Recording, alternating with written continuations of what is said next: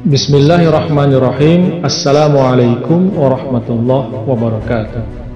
Asyhadu an la ilaha illallah wahdahu la syarikalah wa asyhadu anna Muhammadan abduhu wa rasuluh. Amma ba'd.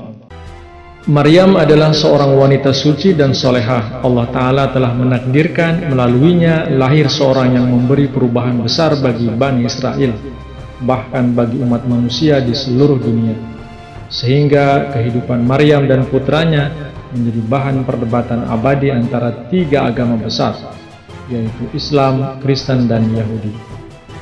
Akibatnya banyak sekali cerita-cerita keliru yang tidak sesuai dengan fakta seputar kehidupan Maryam dan putranya. Juga banyak tuduhan-tuduhan yang tidak berdasar mengenai mereka berdua. Berikut ini beberapa keterangan penting mengenai Maryam. Hannah, ibunda Maryam dalam Al-Quran, surah Al-Imran ayat 36 disebut Imra'at Imran atau istri Imran. Padahal Imran itu adalah ayah dari Nabi Musa alaihissalam. Jarak keduanya sangat jauh. Kemudian dalam surah Maryam ayat 28, Maryam sendiri dipanggil dengan nama Ukhti Harun atau saudara perempuan Nabi Harun. Padahal Maryam dan Nabi Harun itu berbeda zaman. Karena itu, orang-orang orientalis yang tidak paham akan tata bahasa Arab dan gaya bahasa Al-Quran berlagak seolah-olah telah menemukan dalam Al-Quran kesalahan dalam penuturan sejarah yang berat. Bagaimana menjawab persoalan-persoalan tersebut? Berikut ini penjelasannya. Pada hakikatnya, memang benar ada hadis yang mengatakan bahwa suami Hannah, yaitu ayah Maryam, dikenal dengan nama Imran yang mempunyai ayah, atau kakek Maryam bernama Yoachim atau Yosim. Dengan demikian, Imran ini lain dari Imran ayah Nabi Musa. Sementara itu, ayah dari Imran, kakek Nabi Musa, adalah Kehat. Suami Hannah atau ayah dari Maryam juga disebut Yoachim dalam kitab-kitab Kristen. Hendaknya jangan membingungkan, sebab Yoachim itu sama dengan Yosim yang disebut Ibnu Jarir sebagai ayah Imran. Jadi maksudnya merupakan kebiasaan atau tradisi orang-orang Bani Israel memberikan nama kakeknya dan bukan nama bapaknya saat menyebutkan nama. Yang kedua, terdapat contoh-contoh dalam Bible tentang seseorang yang dikenal dengan dua nama. Misalnya Gideon disebut juga Yerubal. Maka tidak usah heran bila nama yang kedua untuk Yosim itu kebetulan Imran. Kemudian yang ketiga, seperti perseorangan keluarga-keluarga dalam tradisi Bani Israel juga kadang-kadang dikenal dengan nama leluhurnya yang terkemuka. Dalam Bible, nama Israel kadang-kadang dipakai untuk kaum Bani Israel dan Kedar untuk kaum Bani Ismail. Demikian pula Nabi Isa telah disebut anak Daud. Oleh karena itu, kata-kata Imra'at Imran atau istri Imran dapat pula diartikan Imra'at Ali Imran, ialah wanita dari keluarga Imran. Kata Ali atau keluarga itu dihilangkan oleh karena dekatnya penyebutan.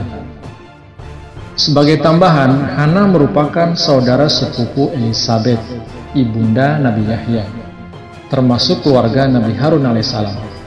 Dengan demikian, Hannah termasuk keluarga Imran.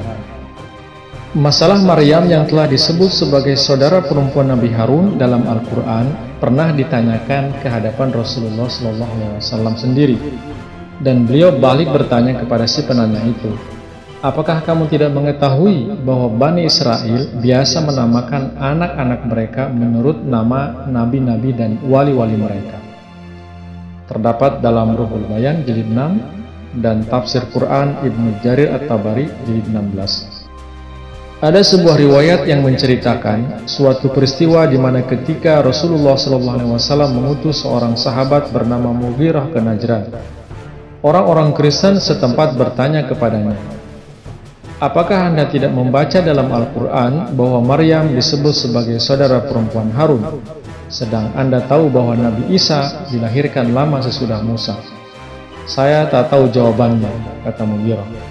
Dan ketika aku kembali ke Madinah, aku menanyakan hal itu kepada Rasulullah, yang menjawab, Mengapa tidak kamu katakan kepada mereka bahwa Bani Israel biasa menamakan anak-anak mereka dengan nama nabi-nabi dan orang-orang suci mereka yang telah wafat? Hadis riwayat Tirmidzi. Kemudian penjelasan lainnya adalah Hana telah bernazar mewakafkan Maryam untuk menghidmati rumah peribadatan, dan dengan demikian ia berniat supaya anaknya tidak akan menikah. Hal demikian menunjukkan bahwa Maryam dimaksudkan supaya termasuk ke dalam golongan padri atau kependetaan.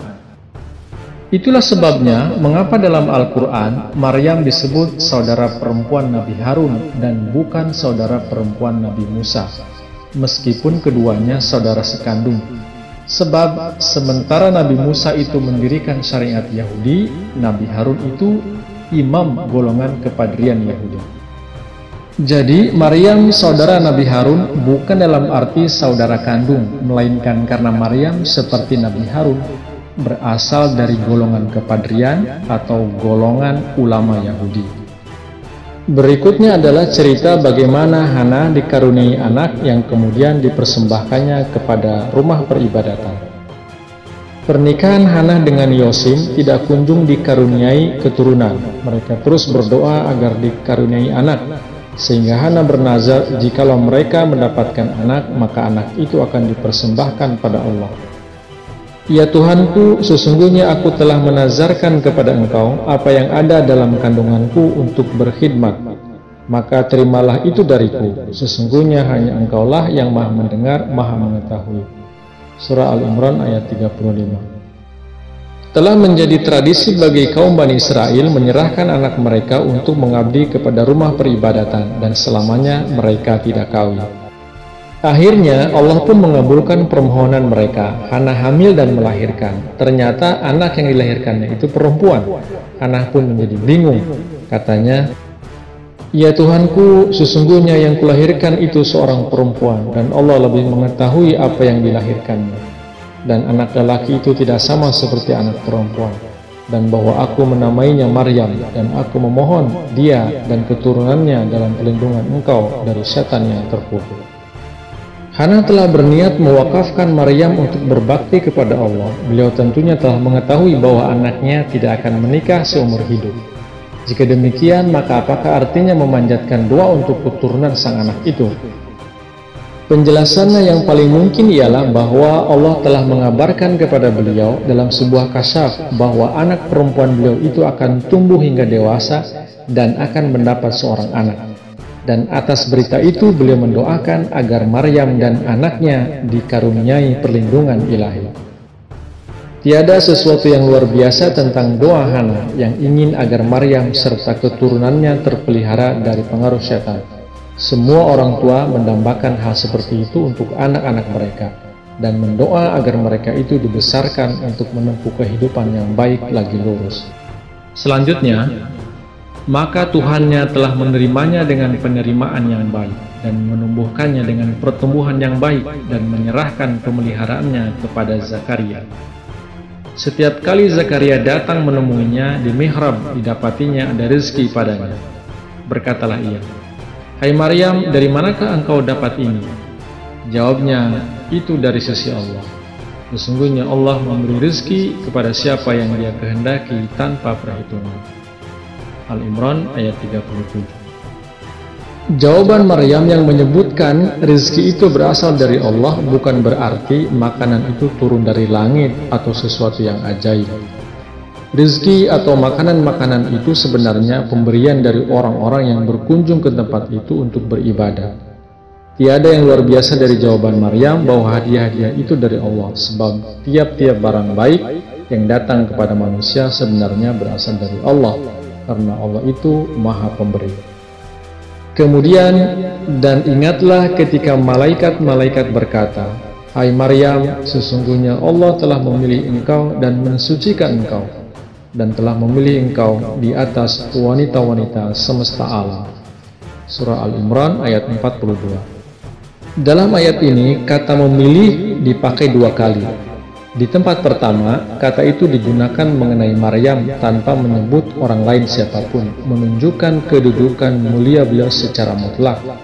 di mana beliau terpilih menjadi ibu dari Nabi Isa alaihissalam.